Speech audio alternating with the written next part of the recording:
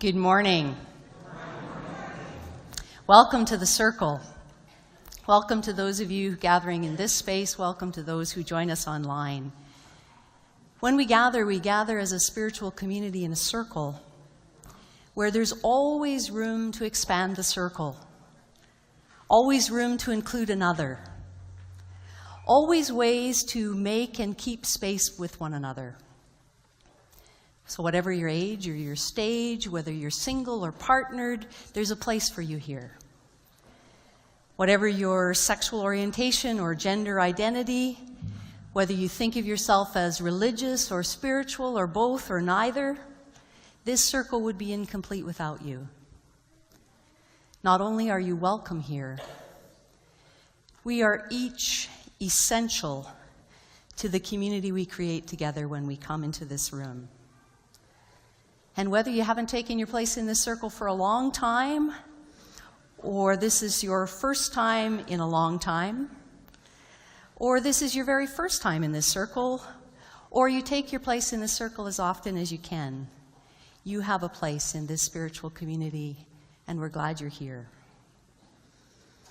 It's with gratitude that we come together on this land, acknowledging that it is storied land, the ancestral lands of the Cree people of Treaty 6 and the Métis people who've made their home here for generations.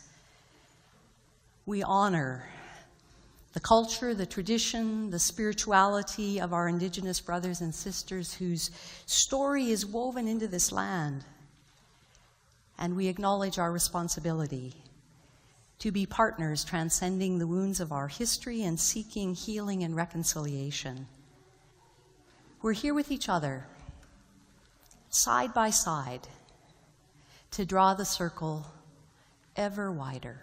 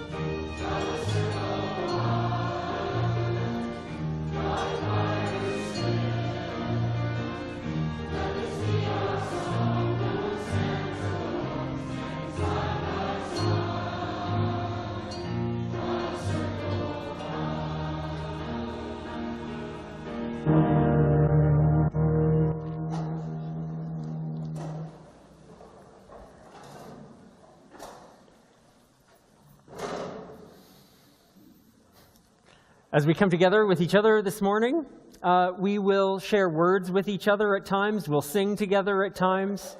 We'll share wisdom with each other at other times. As we come, we seek to center ourselves. We do that in lots of different ways, with music, with words, with silence. Let's use these words before us now to center ourselves. If you would respond with the bold words. We come with our longing to belong, to fit in without having to conform, to be ourselves without being isolated, to belong without losing our identity. May this be a place of belonging, where care is shared, acceptance is offered, affirmation is authentic, where we inspire one another to build on our strengths, learn from our mistakes, and open to our common humanity. May we help one another to live compassionate and respectful lives, seeking peace and making justice.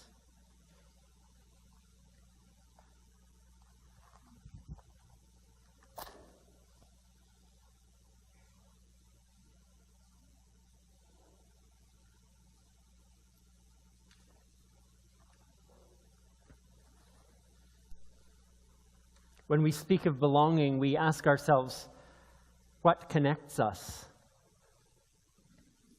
Is it that we all just happen to be here in the same room on a Sunday morning at 10 a.m.? Surely it's more than that. Is it that we have a shared history, that most of us in this room just know each other quite well?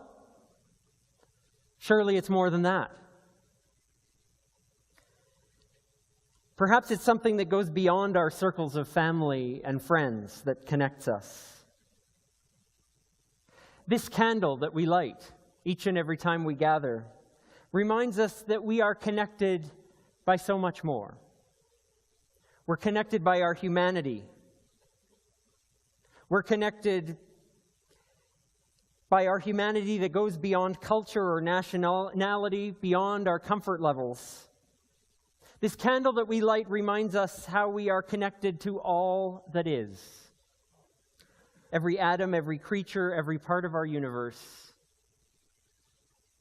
We all belong because we are all one. We celebrate that in this room. Just a few of us, of all that are connected to one another.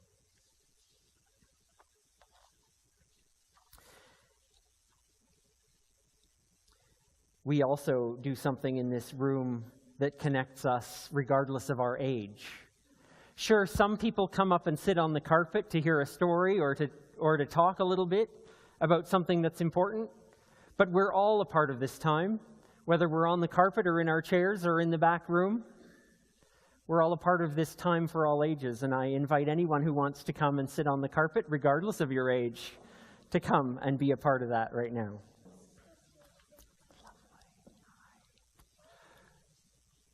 Welcome, everyone. Today, I'd like to share a story. I like stories. I hope you do too. This one's called Pebble. A pebble is just a tiny rock, right? So this book is about a rock. And it's a story about belonging by Susan Mylord. You can look at the book, and if you can't see the pictures quite good enough, you can look up on the wall, and there's big pictures. There once was a pebble on a rocky shore, and it was small and round and nearly smooth. Each morning, the seabirds sang to the pebble, and each afternoon the ocean breezes gently teased it. Absolutely. You can see it right there. The pebble was warmed by the sun and bathed by the rain. On clear nights, it was dazzled by the stars.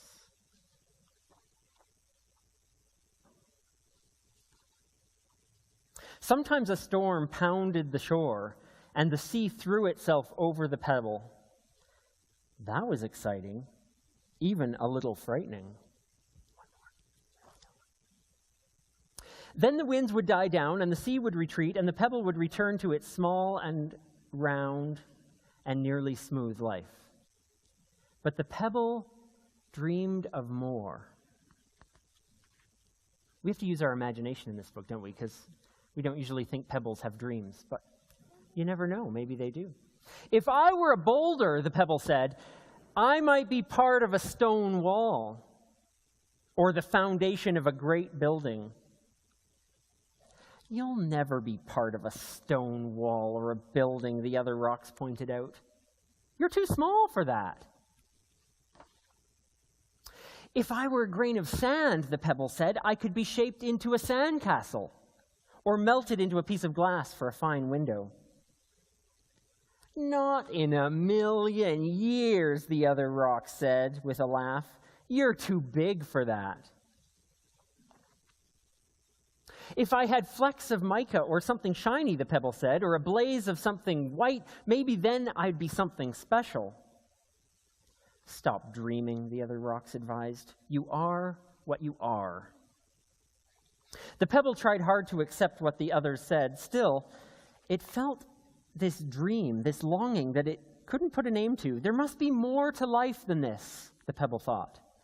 But I don't know what. The pebble gave up trying to understand. Life was good, after all. The sky was often a brilliant blue, and the air tasted of salt. Scuttling crabs tickled the pebble, and there was nothing so beautiful as the full moon dancing on the water. But the empty feeling would not go away. One day a boy walked along the shore with his mother and father, and the boy let the seawater swirl around his ankles. He watched the gulls swoop overhead, and he laughed as the shell he was reaching for started to move. Warmed by the sun and by everything around him, the boy was filled with a sense of wonder. When it was time to leave, the boy asked his parents to wait. I won't be long, he told them. I just need to find something. The boy wandered down the beach. He noticed a smooth shard of beach glass. Aha, this will remind me of the color of the sea, the boy said. But it wasn't quite what he was searching for, and he put it down. A little farther along, he spotted a white feather. This will remind me of the noisy gulls, he thought. But the feather wasn't what he had in mind either. The boy picked up a shell. This will remind me of the creatures on the shore, he said. He turned the shell over and over in his hands, pondering, thinking, considering. And then he saw it. It was small and round and nearly smooth. It fit perfectly in his palm, and the boy knew at once, this will be my friend that lives in my pocket. It will remind me always of this wonderful day. And he called out to his parents, I found what I was looking for. The pebble felt the warmth of the boy's hand all around it. It glowed with delight as the boy ran his fingers all over the petal's smallness and roundness and near smoothness. The pebble also knew right away that it had found what it was looking for. That's just a cute little story about a pebble who wanted more than just to sit on the beach and be a smooth rock. Everyone, I think even pebbles, want to belong.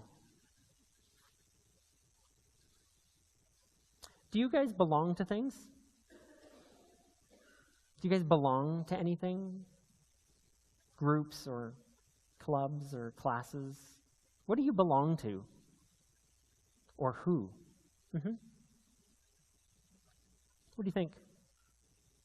That's a hard question, hey? Do you go to school? I do. Oh, do you? Are you in a class? My class is in grade 3. You have a grade 3 class. So I bet you feel at the beginning of the year like you don't just want to wander the halls during the day with nobody and no class. You have a class. That's your class. You belong to the class. That's something important to belong to. What else? What else? Your family. Yeah, you belong to a family. It's a really important thing to belong to. Does anyone have some people they like to hang out with and play with? My sister. Your sister, nice. Anyone have some friends that they like to play with? Yeah, you kind of belong to each other when you have friends. Isn't that amazing? And now, I didn't know this, but since reading this story, I learned that pebbles like to belong too. Everyone likes to belong. So that's why we come. Many people that are in this room right now come to this place because they feel like they can belong here. This is a place to belong to too. A place where we find people that we can know, people that can accept us, people that can love us no matter what. And it's a very important thing to find all the ways that we can belong. I have a big, big bowl of pebbles. I thought that maybe kind of like the person in the story, we might like to choose one, and it can remind us of all the wonderful people and all the wonderful places that we belong. So let's just choose a stone. And you can put it in your pocket, you can take it home, you can give it to someone to keep for you. This is very, very smooth. Did you get a very smooth one? I'm going to come closer so you can all pick one.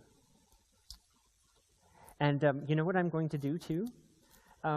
It's not just people on the carpet that like to have a reminder My sister even has this of belonging. I'm going to put this at the back so that when everyone leaves, if they would like to choose a pebble, they can choose one. Does everyone have one? A white one. That's beautiful. It's beautiful.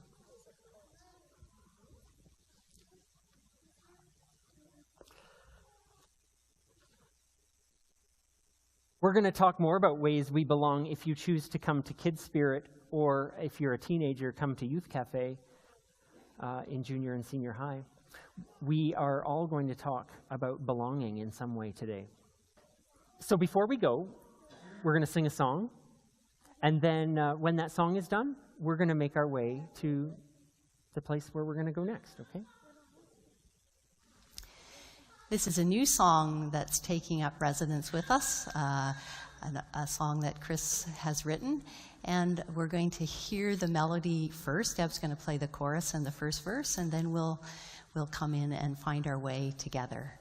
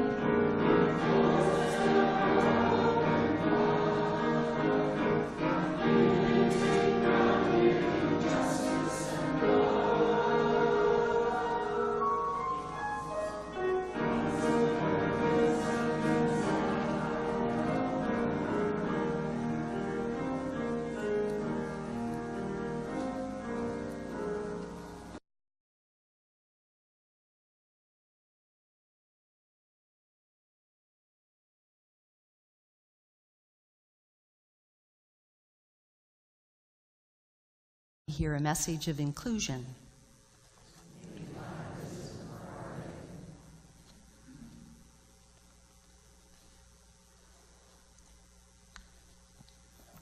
From the collection of writings that form part of the Christian scriptures, near the end of the 1st century, the beginning of the 2nd century, these words were written in John's Gospel.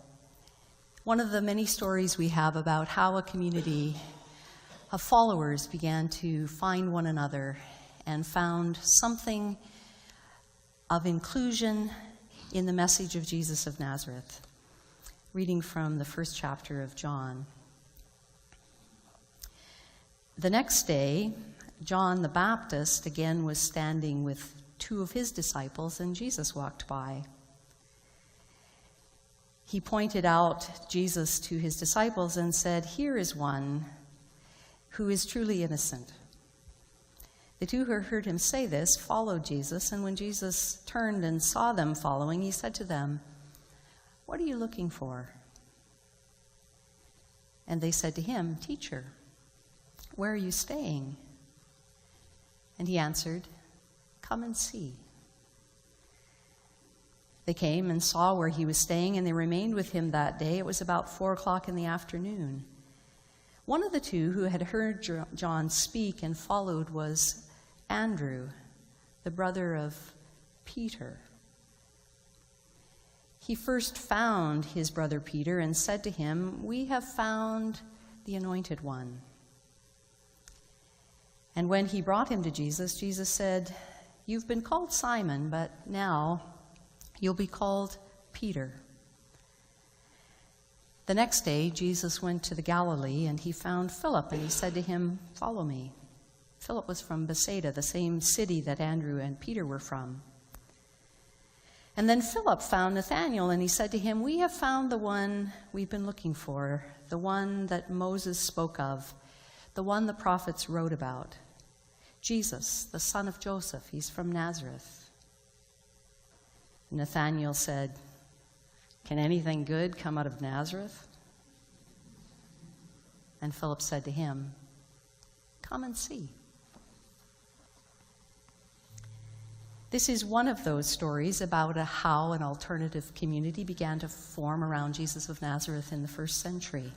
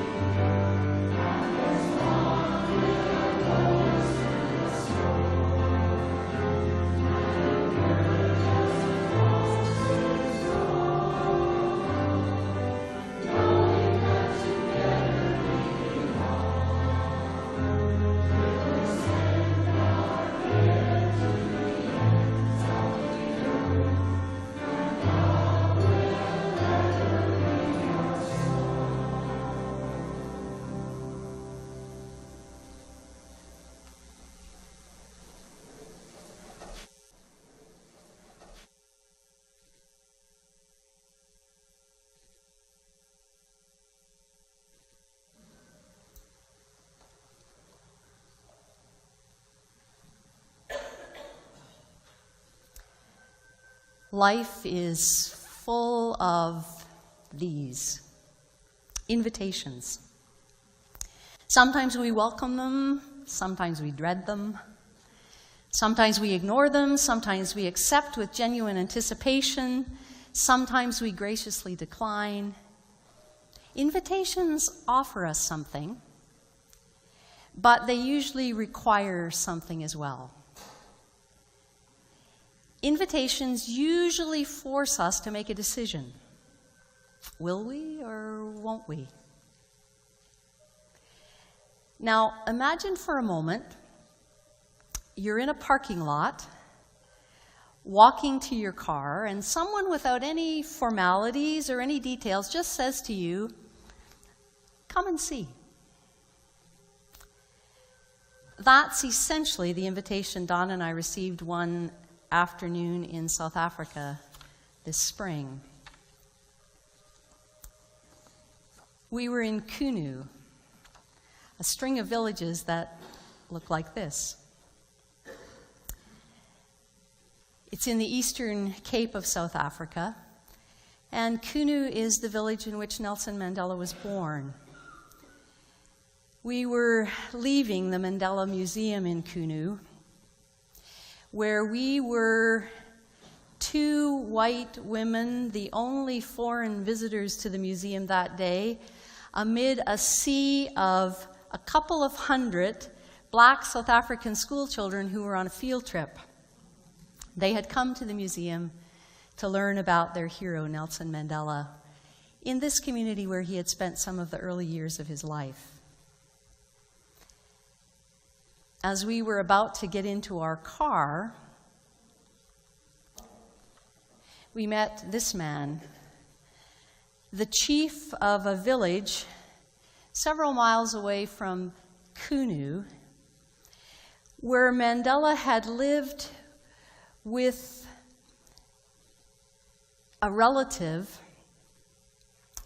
the guardianship of his uncle. He had moved to this man's village after Mandela's father had died. The young chief asked us when we were going to come and see his village, the place known as the Great Place. And then he said, "You can come right now." And he jumped into the front seat of our vehicle and he directed us down the highway on dusty and dirt roads until he told us to turn off the highway. And for the next 15 minutes on landscape like this, I tried to memorize landmarks of sheep and barns and children and kids in the hope that we could find our way back to the highway on our own and before it got dark.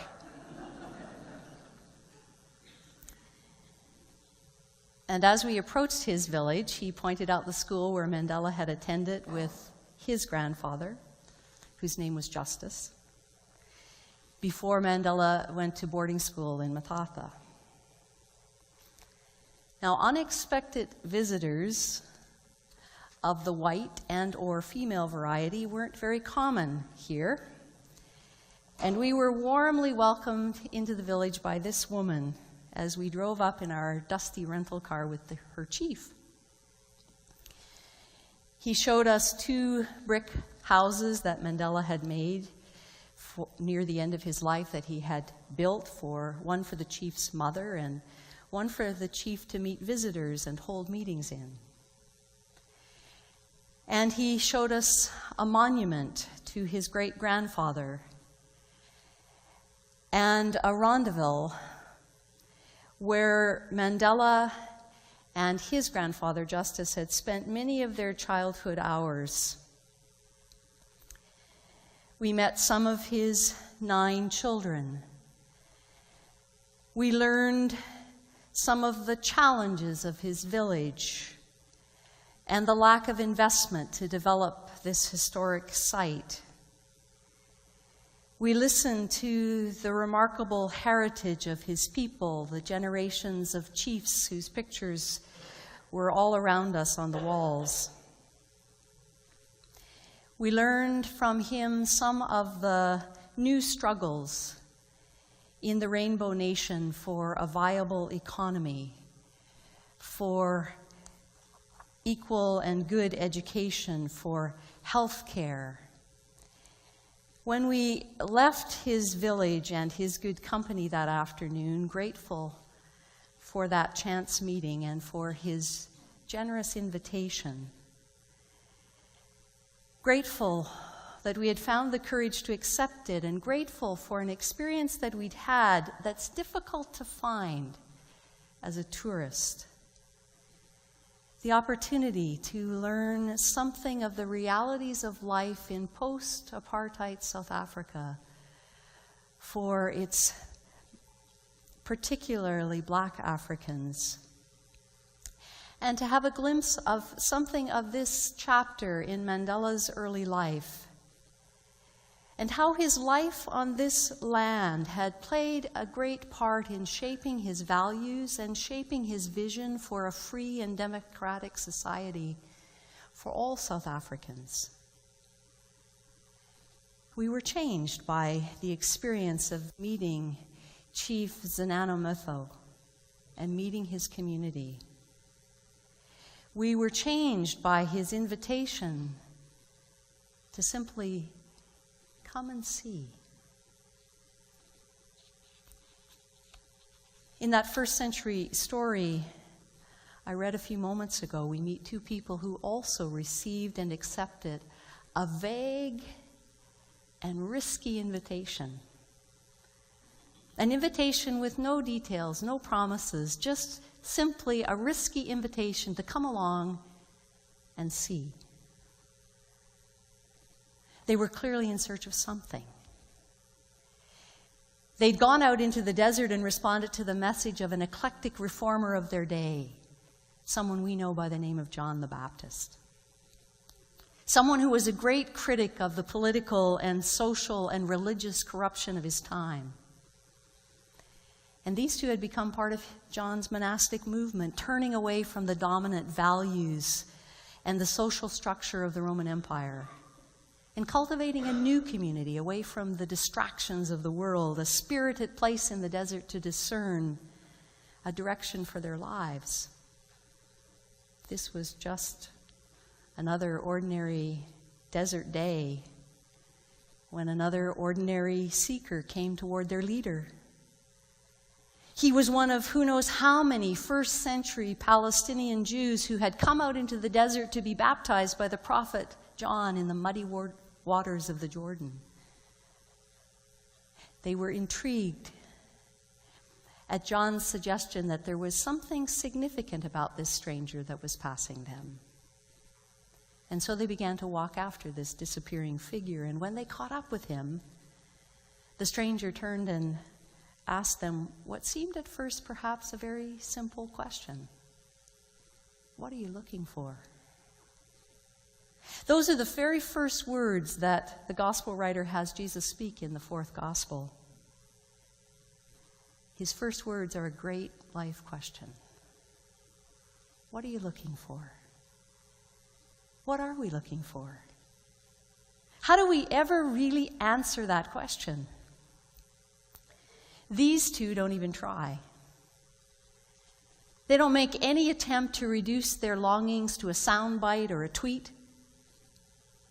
And how do any of us truly answer that question? What are you looking for? They answer it in the only way they can. They ask their own question. They say, "Teacher, where are you staying?" Where does that question come from? A need to change the subject, a need to divert, a need to distract? Or are they just trying to buy themselves some time while they figure out how to name the deepest longings buried within them? Or are they saying, is there some quiet place we can go and talk together? Is there some place safe that we can confide in one another? Is there some place we can go and be together with this question? All of which is to say, we can't truly name what we're looking for. but we think our chances of finding it are better with you than without you. Jesus responds with genuine hospitality, and his invitation is simple and amazingly profound. He simply says, "Come and see." And it was an invitation that changed their lives and his. It was an invitation they spent the rest of their lives answering. It was the core invitation that forms any spiritual community rooted in the stories of Jesus of Nazareth. I'm not sure there's any better reason to belong to a spiritual community than this. Our chances of seeing what there is to see, of hearing what needs to be heard, of feeling deeply and acting deeply are better together. And when we fail to look together, when we fail to be challenged or stretched by those who see things we don't see, or see things differently than we see them, we miss a great opportunity. We are diminished as human beings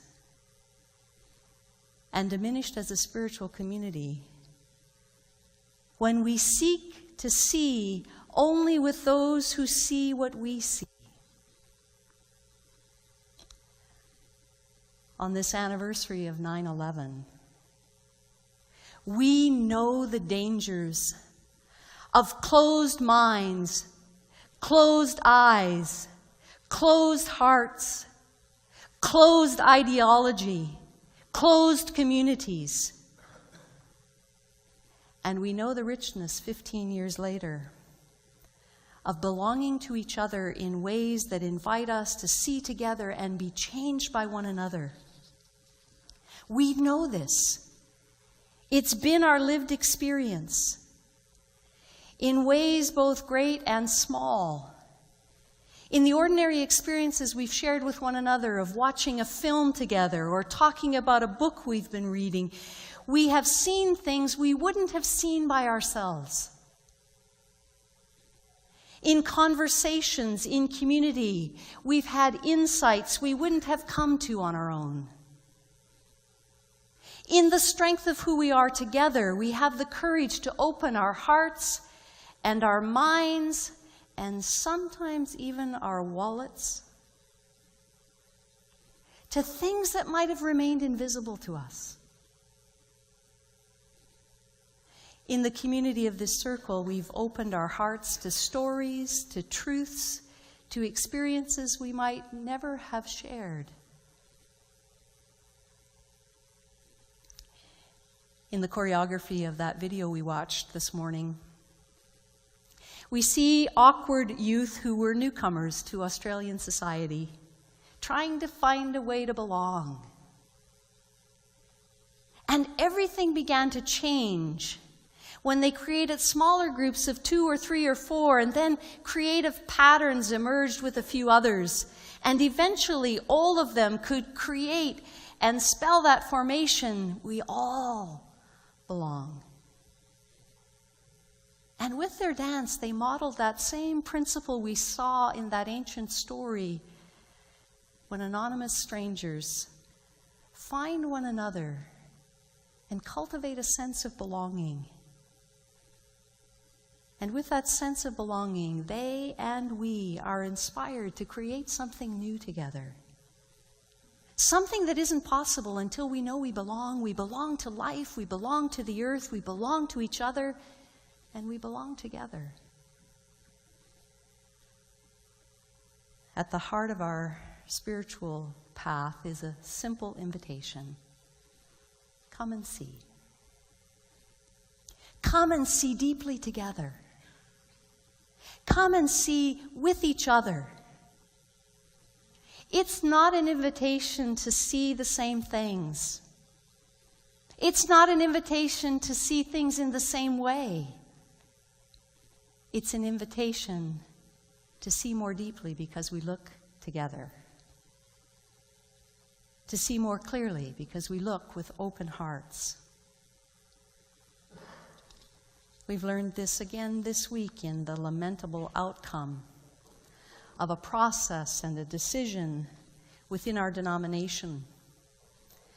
We've learned again how we need the voices that differ from the rest.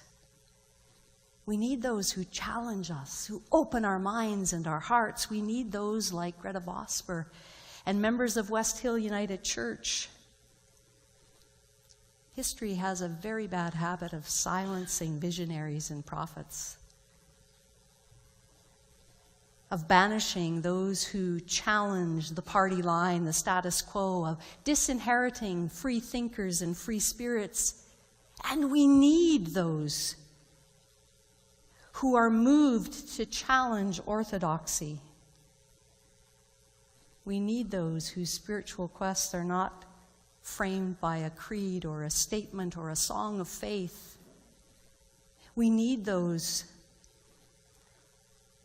whose spiritual quest isn't contained within the four corners of antiquated questions we've been asking our spiritual leaders to finesse for far too long. We need one another in all the complexities of our diversity because we are better together. This is a day to invite each other into a new year of being spiritual community in this place, of being better together, of radical belonging, of not excluding, but of inviting one another into a journey of seeing deeply together, of sharing our hurts and our joys, of inspiring one another to live more justly and compassionately, to engage life together with spiritual depth and make a positive difference in the world. So I invite us to take these quiet moments we have with each other to consider what it means to each of us to receive and respond to the invitation to come and see deeply together.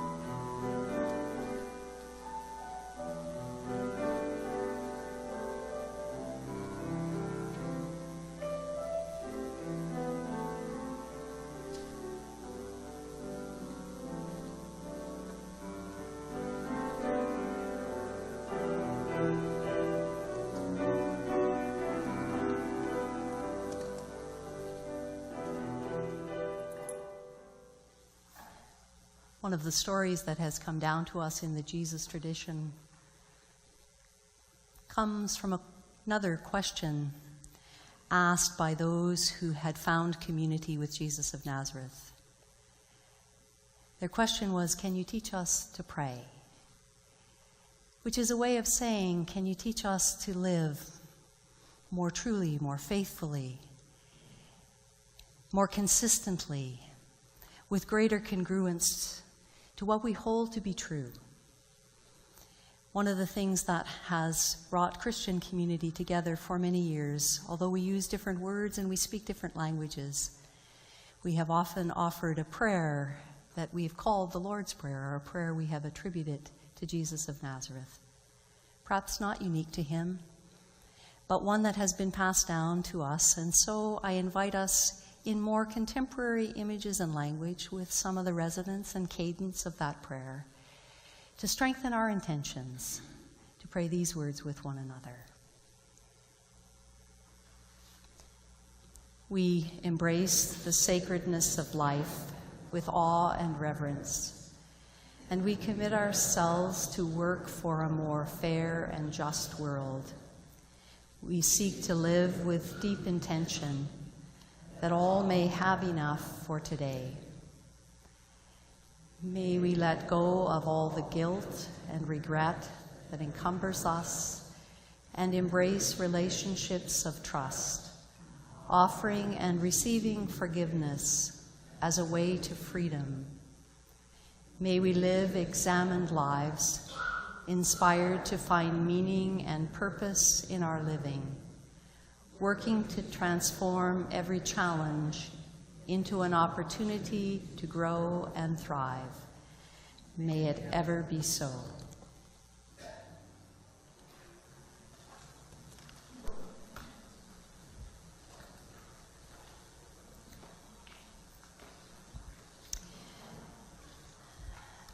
We are born into light and ever seeking it. We are children of light. We belong to life. We belong to the earth.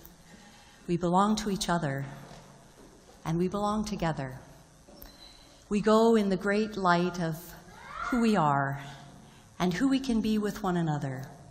We go in the light of love, walking together, seeing more deeply together.